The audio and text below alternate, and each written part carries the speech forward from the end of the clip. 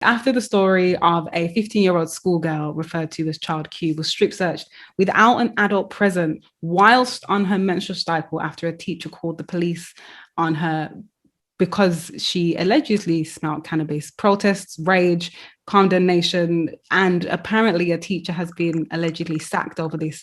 A lot has come from this, and that is what we're here to discuss today. With me, I have Arlene Small. She's a barrister who attended the protest in London with her daughter, and Reverend Joe Aldred. Thank you both for joining me. It's something that, I mean, when it came out, I didn't think it was real for some reason. I read it on a tweet and someone just attached a statement to it. And I thought, okay, what is this thing that has happened? And then the tweets that followed, I was just very horrified by what I had read. First off, Reverend, I want to come to you. When you first saw this come to light, what were your initial thoughts? A bit like you, I think I was in a little bit of disbelief. And yet it's not disbelief from a lack of knowing that this kind of thing can happen, particularly to Black people in the society, the racialized society in which we live. But disbelief that anybody would do that really to a child of any race or ethnicity. I happen to have one of the three daughters of mine who works with children. That's her specialism. So when I spoke to her very soon after I saw it, she was able to tell me with all of its explicitity what is involved in a strip search. And I think, my God, and you would do that to a 15-year-old young woman on her period? Who would do that? It is shocking. I think just hearing some of the details, I mean, I know a lot of people don't know what is exactly involved, but we know that she was made to cough. She was made to do all these different things without an adult present. And apparently she had requested for her mother to be there. And that was just ignored.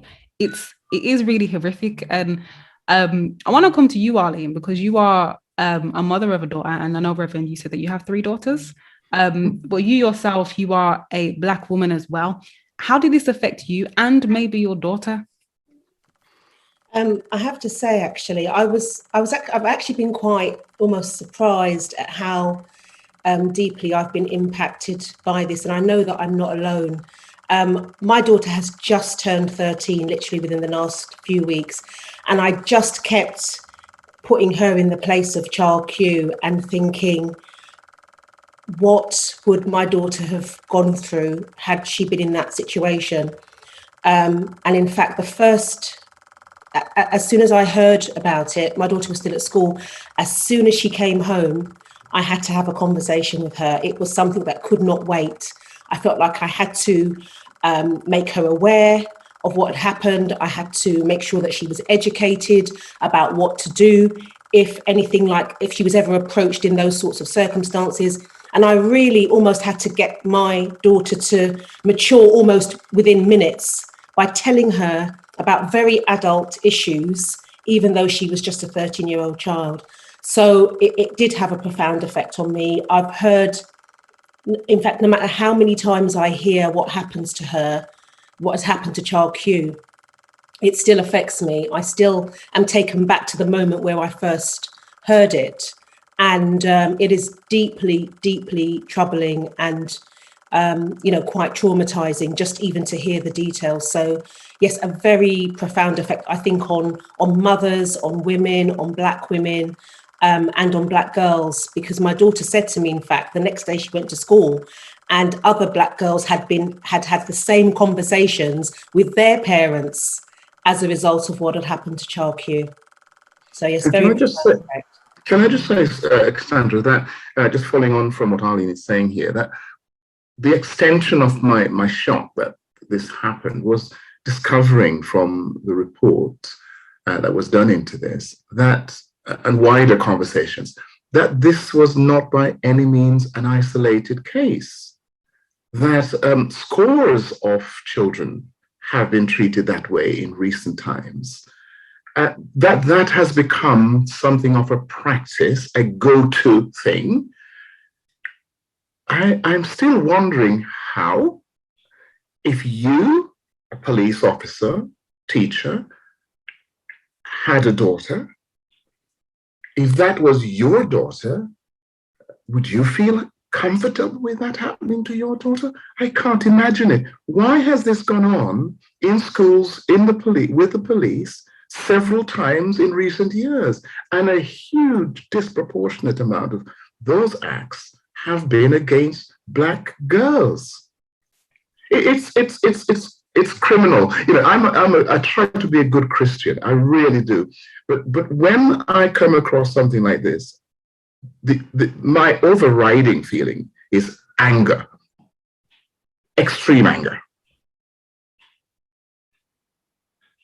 Yeah, I think a lot of people feel exactly the same. It is an angering situation as to why. Why is this allowed to happen? Why is this happening? And we want to get onto the why, because this isn't just this. I mean, if you look at the world right now, for example, the war in Ukraine.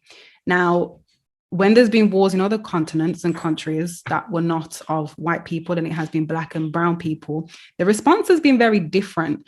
And a lot of people have said, well, is that because people just don't see Black and brown people as human? Is it because, you know, they just don't see us as people? Because there's been concerts, like I said, raising money, huge donations to Ukraine, taking in refugees even to our places that apparently we had no room for, but now we do. Is that the wider issue? Are they linked in some way? Either one of you can speak on that. It's interesting, actually, Cassandra, because I think one of the things that this incident with Child Q has done, it's almost triggered an awareness. Those of us that were sleeping, and I put myself in that category. I'm a barrister by profession. I've been a barrister for over 20 years, and I go in and out of the courts. I deal with professionals on all levels, judges, other professional witnesses, experts, other lawyers, other solicitors. And I'd almost become sort of used to the fact that because of the role that I have, I can walk into a court, I can essentially conduct myself according to the rules of professional etiquette, and I will be, as it were, respected for that role. I'd almost forgotten what it was like to be, you know, in a sort of regular situation where, for example, each day I might go into a shop or, I don't know, use public transport, and I'd forgotten what it might be like for someone looking at me saying, oh, that's a Black woman, or, oh, I'm going to look at this person differently because of the colour of their skin. I'd almost become desensitised to that, if I'm completely honest, because of the job that I do day in, day out. But this has really, you know, as I say, it's awakened a consciousness. And prior to this interview, I just started reading around the topic. In fact, even before the interview, started reading around these issues that have come out. And one of the things that did strike me was, I mean, I've just, you know, you go down the high street, literally every shop has fundraising for Ukraine. There is a concert for Ukraine. As you say, you know, donate clothes for Ukraine. You know, we're going to be collecting. And the point was made, it was in a BBC article, actually, that in fact, there's a war in Ethiopia that has been going on for years. There are wars in the Middle East that have been going on for years and have not garnered the same attention.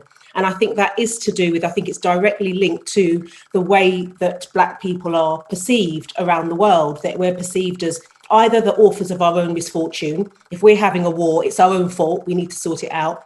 Or in a sense that we're so used to struggling, this is going to be like a walk in the park for us. We can suffer, we can take anything that comes our way, and we'll bounce back. And it's a really it's a difficult transition, I think, for a lot of non-Black people to make, that actually we are human, we do suffer pain, we do suffer hurt, we do we can be traumatized, we can be harmed emotionally and physically in all sorts of ways, just like everybody else.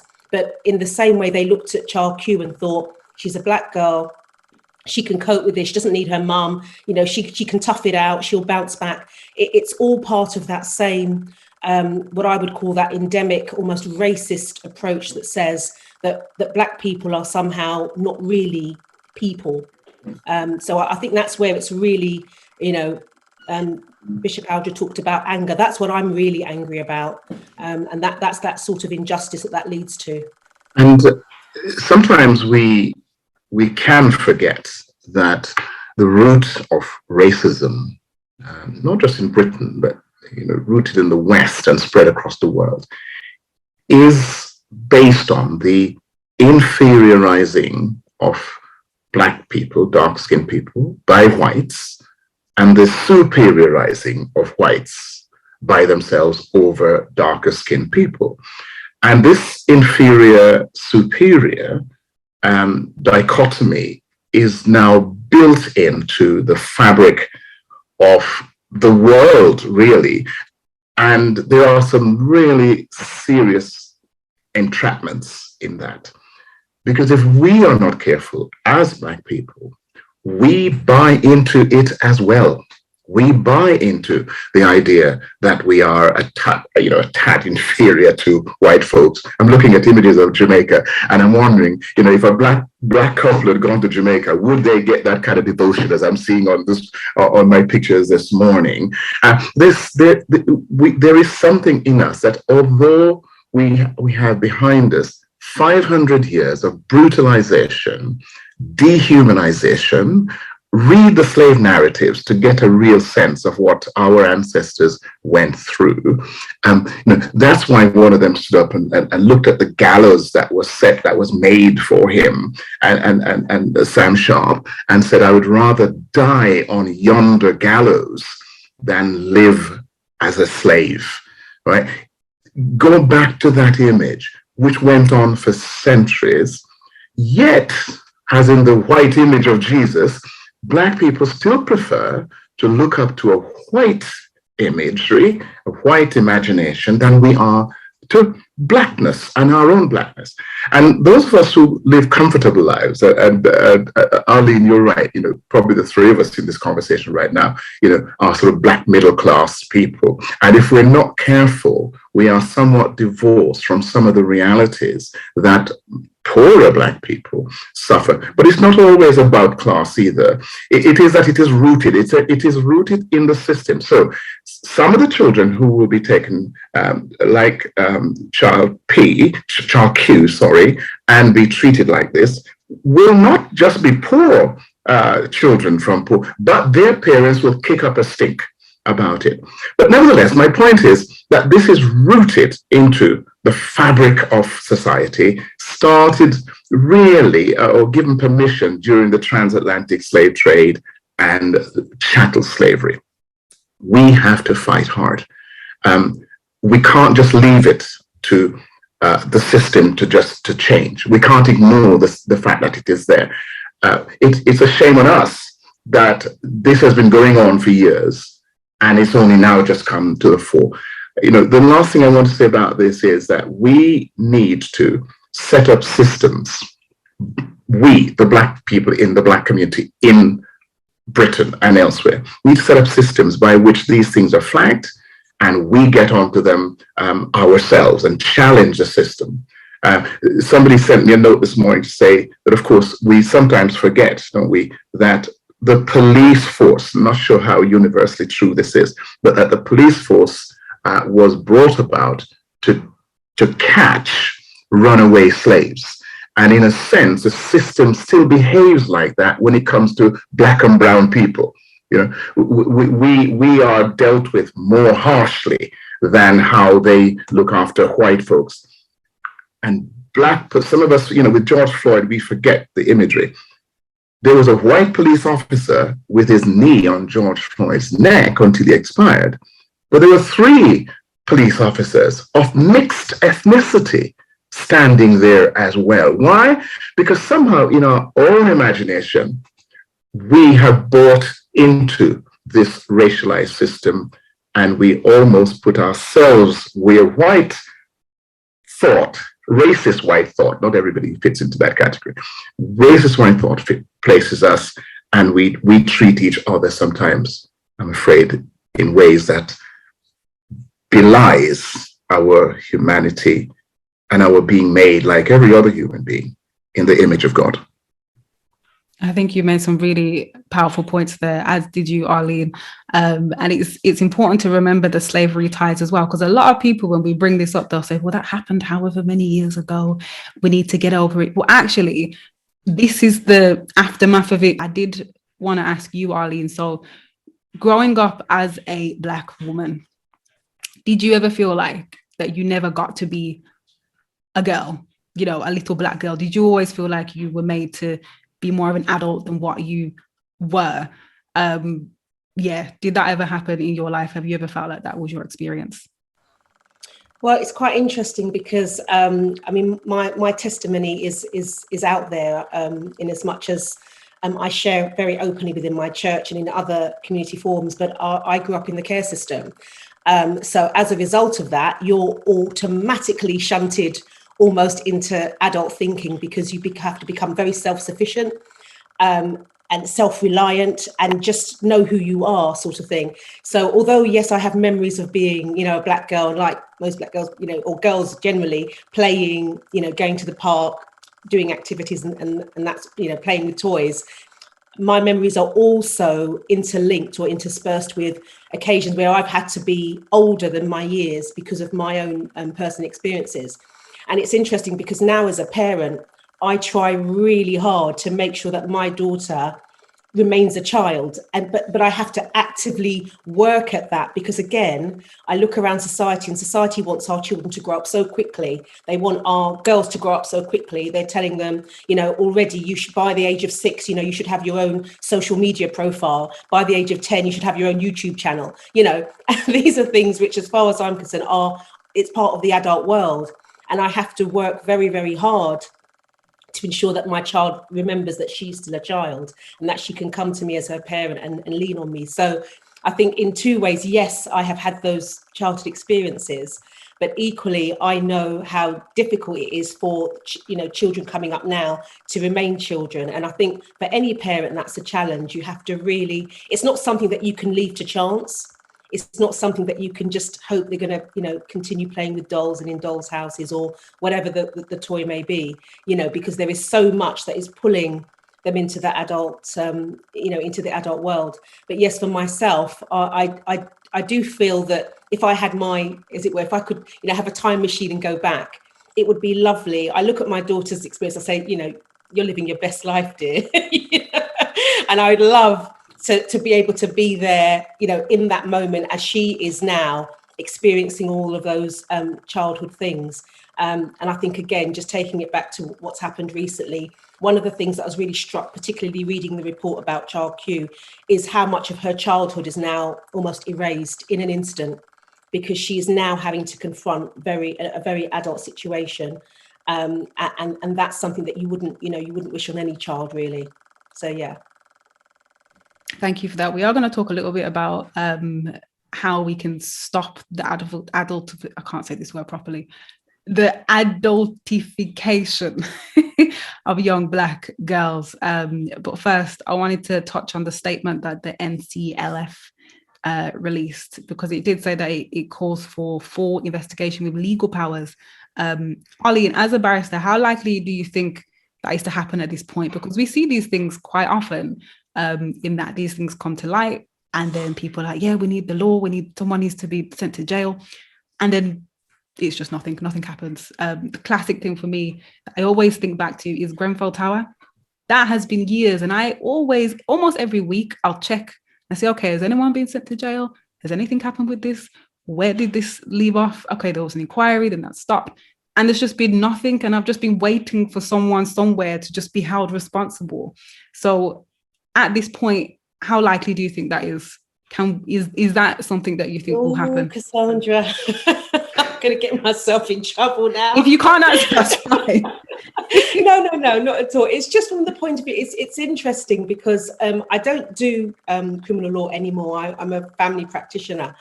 But even my language in terms of when I'm in my job has changed, you know, because it's very difficult to give people hope that, you know, justice will prevail. You know, justice it's almost like a movable feast. What appears to be justice on Monday, by Friday has become unjust, and vice versa.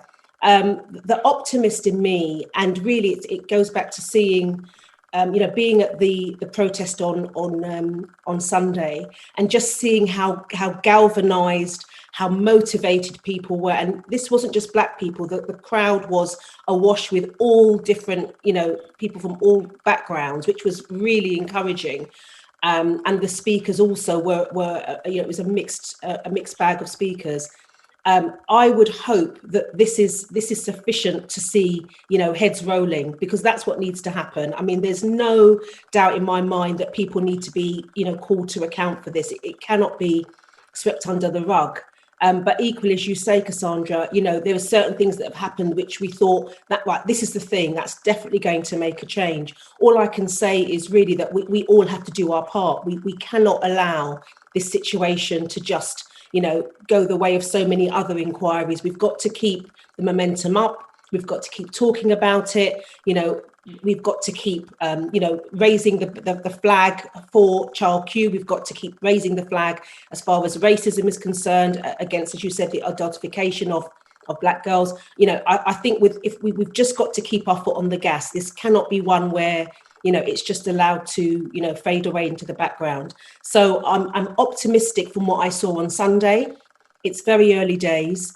But yes, it's one of those ones where we all have to play a part, and we have to keep pressing government and those in control to actually take action. Thank you for that. I'm not trying to get you in trouble. So this is a question to both of you now. So how do we stop this? So how do we start to make steps to stopping these things from happening? I know earlier, Arlene, you said that you spoke to your daughter. Reverend, you said that, it's a wider issue that Black people, we sometimes see ourselves as inferior because the world sees it as that. Is this a thing where we need to start teaching in our homes to say, you are worth something, that you are not ever supposed to be subject to that? How do we make sure that Black girls are seen as Black girls? Can I just read you a short definition of adultification that has come on my desk, right? That adultification is a form of dehumanization, robbing Black children of the very essence of what makes a childhood distinct from all other developmental periods: innocence. Adultification contributes to a false narrative that Black youth's transgressions are intentional and malicious instead of the result of immature decision-making, a key characteristic of childhood. Now, that is obviously what is at play in the case that we're talking about with Child Q, treated as an adult. God knows you shouldn't treat an adult like that, but that is the case. What needs to be done is not a single thing. It's not a silver bullet that cures it all. But some of what I think, one or two things that I think are necessary, is that whereas something is a recognition of how deep the problem is, let me put it that way. Philosophically, theologically, through anthropology, has been weaved into Western culture a certain way of being human, which may be good for the historically white community. It definitely ain't good for dark-skinned people in that society, who are then given the worst excesses of what that culture brings. What's the antidote for that? The antidote for that is that we need to get back in touch with our roots. And we need to start remembering some of the things that made family values, made for family values in African communities, in Caribbean communities.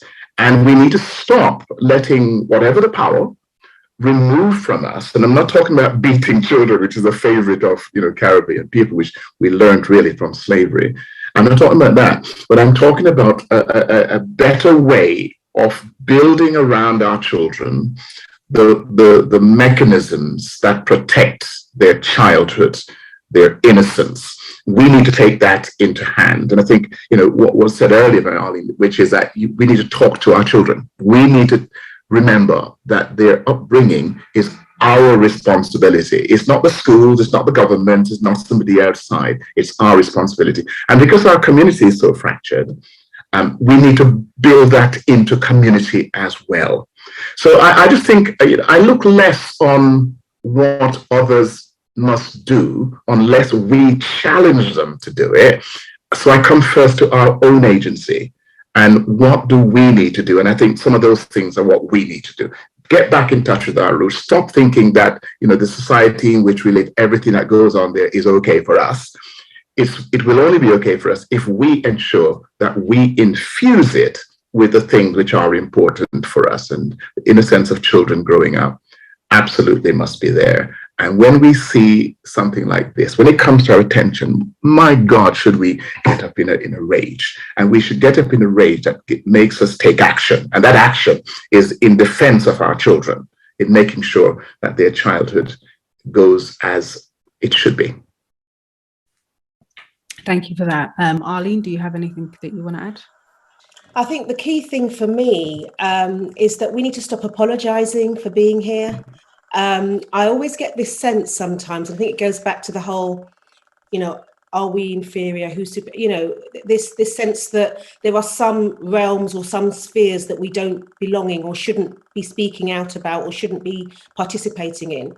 And I think when we sort of recognise that we are, we are here, we have our experiences are valid, and we have a right to speak out about the things that concern us. I think that for me is almost half the battle, because one of the things that, again, going back to the discussion that I was having with my daughter, is that there's almost a sense of, we don't want to make too much noise. We don't want to draw too much attention to ourselves. Because I was saying to my daughter, when you go to school tomorrow, you should talk to your friends about this as well, and see how people are feeling. And there was an almost kind of, I'm not sure whether we're allowed to do that. And I'm thinking, well, why? And in fact, I said to my daughter, I'm coming into your school. I'm going to come into your school and I'm going to speak to your teachers, because certainly I think from the perspective that if we stop apologising for these issues and making, being made to feel like it's our fault or we shouldn't speak out about it, then we can actually be galvanised to go into these spheres like schools and public meetings and actually start speaking out about these things. The other thing I think as well is about our own education. I agree wholeheartedly with what Bishop Aldred has just said. In terms of taking back our communities, a lot of the times it's ignorance on our part and an unwillingness to learn and to equip ourselves with the information that we need so we can challenge these things. And I remember my husband was telling me this story from years ago that you'd have parents' evening and you go along and this automatic thing that as Black parents the teacher knows best. And, the teacher can tell you what your child should be doing and that lack of ownership. And his teachers used to actually come to him and say, is there anything that your parents are going to be concerned about when they come? Because his parents made a point of informing themselves about what to expect at a parents' evening, what they could challenge the teachers about, and would go in and say, no, my child is good enough to do this exam or good enough to take this, higher level of learning or what have you. So I think, for me, that's a prime example. It was a long time ago, but there are still some of us who will not equip ourselves to go into meetings, will not equip ourselves to go and speak to teachers or, anybody in authority. So that when they're telling us, well, your child has done this or your child has done that, or, we can say, well, actually, tell me about the entire situation and challenge that situation and make sure that we are there as protectors of our children. So I think that's the second thing. And then the last thing is I try to tell my daughter that there's nowhere that she cannot go. In other words, if she wants to be Prime Minister of this country, she can work and she can be Prime Minister of this country. And I think it's about talking to our children, consistently empowering, encouraging our children. I mean, I remember taking my daughter to events that were put on by the Bar Council, which is our professional body. And of course, she thought it was a huge drag, but I just wanted her to know there is nowhere that she doesn't belong. There is nowhere that she should go and feel, what am I doing here? I'm the only Black person here. I said, so what? We're going to go to this event. We're going to walk around. We're going to eat the ham and cucumber sandwiches. And we're going to say we are here and we don't apologize for being here. So I think those are the sort of three things that, I would say how we can begin to challenge some of these racist ideologies about Black people. Can I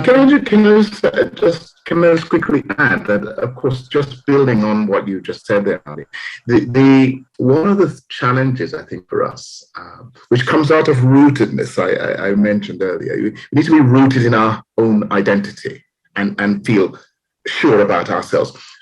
Black people, whether from Africa direct or from the Caribbean, we live all over the world. I was born in Jamaica. I was in China in the 1990s on a trip over there. And I heard Bob Marley music jumping out of one part where I can't remember where, Hangzhou or somewhere. Bob Marley, could it be, what was it? I can't remember. No Woman, No Cry, whatever it was in China. We're everywhere. Now, some spaces, like in America, people from Jamaica do very well in America, better it is thought than we do here. But all of it will resonate with, and that's what you ooze, you see, Arlene, this confidence, this self-confidence. If you are confident in yourself, you would go anywhere. You go to China, you go to the Americas, you come to England, and you live as you, human, fully human, ain't begging nobody no permission for nothing. Sadly, because of the undermining of racist behavior in this society, people born here or grown up here look at it. We don't feel like this is home, and therefore we're constantly asking for permission, because it's like you go to somebody's yard. You don't just take liberty, right? You go to somebody's home, you are circumspect, and we still feel that way. Too many of us, I mean, still feel that way. We don't assert ourselves in the space, and we really need to, but we do that best, I feel, by being clear about our own identity. We're not looking to anybody else to affirm and to make us feel human. And I think once you have that, and once we can really sow that deeply into the consciousness of people, then when you come into a racist society, you recognize it for what it is, but you know that your humanity is not dependent on somebody else giving it to you. It's something you have inherently, and you live it out no matter what the forces are against you. 100%. I love both of those points that you made, Arlene, and you, Reverend. Thank you so much for this interview. But I did want to very quickly ask if anyone has a prayer that they wanted to pray for Child Q and for her family. Oh God, we thank you for life. We thank you for the young lady who is unknown to us, but known to you, about whom we know by just this tragic incident that has happened to her. Child Q has come into all of our consciousness, but we know there are others like her who have suffered similarly. We pray for your love to surround her and others. And we pray for those who have responsibility to look after our children, whether in the education system or the police or health and everywhere, that you would somehow bring us together in such a way that we will work hard to ensure that their childhood is protected, their dignity is protected, and their futures are protected. Thank you for this opportunity to just talk about this and to share various thoughts. We place all of us in your care. In Jesus' name, amen.